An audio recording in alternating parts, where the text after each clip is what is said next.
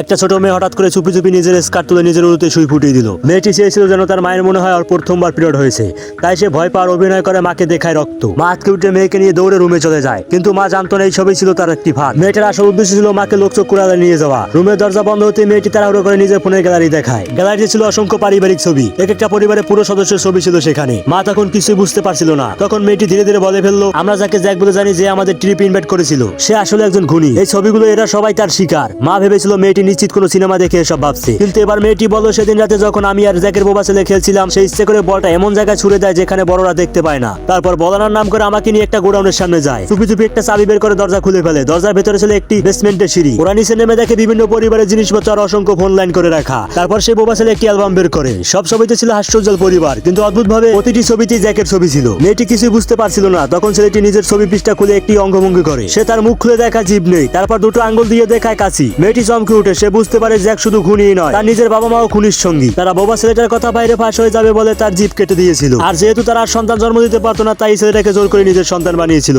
সবশেষে সেই ছেলেটি একটি ফাঁকা পাতা খুলে মেয়েটি পরিবারের ছবি সেখানে আটকে দেয়, আর মানে পরবর্তীতে ওরাই টার্গেট। তো বন্ধুরা, পরবর্তীতে কি এমন হয়েছিল তা দেখার জন্য অবশ্যই কমেন্ট বক্সে পার্ট 2 লিখে যাও।